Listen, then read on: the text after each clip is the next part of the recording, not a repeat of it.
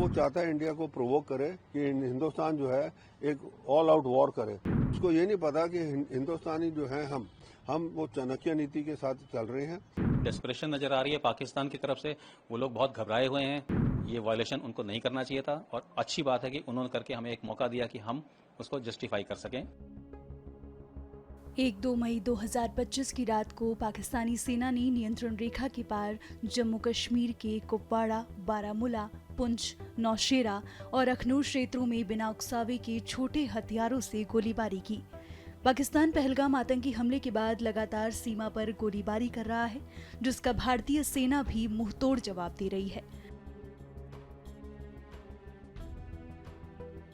इस बार भी भारतीय सेना के जवानों ने संयमित और उचित तरीके से जवाब दिया है, लेकिन आने वाले दिनों में पाकिस्तान को इन हरकतों का खामियाजा भुगतना पड़ सकता है।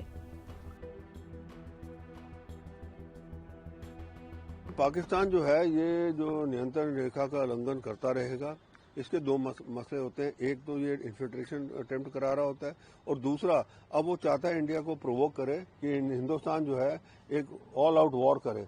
पर उसको ये नहीं पता कि हिंदुस्तानी जो है हम वो चाणक्य नीति के साथ चल रहे हैं।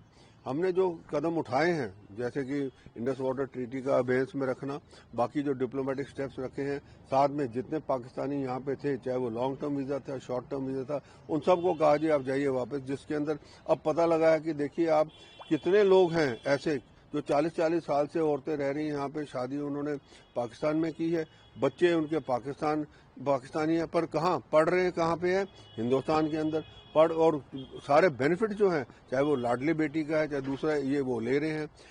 दूसरा आप देखिए यहाँ पे अभी एक लड़का जो है वो कश्मीर में पकड़ा गया है, वो रह रहा है यहाँ पे, उसको कहता है जी मैं वोट भी मैंने किया, और अब वो प्रोफेशनल कॉलेज में था, 10वीं भी उसने की, 12वीं भी की उसने की, और उसने क्या जो है वोट भी किया, और अब कहता है मेरे को समझ नहीं आती मैं क्या करूं।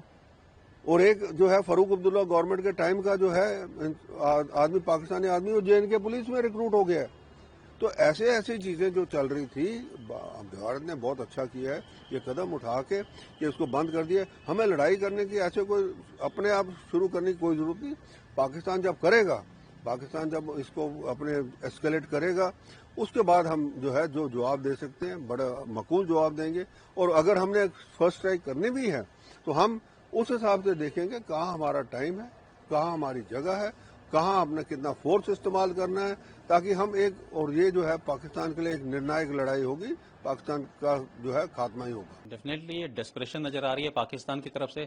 वो लोग बहुत घबराए हुए हैं। उनको समझ नहीं आ रहा कि कहाँ पे क्या एक्शन लेना चाहिए क्या नहीं। अगर आप उनके देखें, जितने भी एयर एसेट्स हैं, एयर डिफेंस एसेट्स हैं, वो कराची की तरफ मूव कर गए हैं। तो वो एक तरह से एक्सपेक्ट कर रहे हैं कि लाइन ऑफ कंट्रोल के अलावा IB के अंदर भी कोई एक्शन की संभावना से वो एक्सपेक्ट कर रहे हैं। तो डेफिनेटली इनकी तरफ से एक डेस्परेशन अटैक है और ये वायलेशन उनको नहीं करना चाहिए था। और अच्छी बात है कि उन्होंने करके हमें एक मौका दिया कि हम उसको जस्टिफाई कर सकें फायर बैक करके।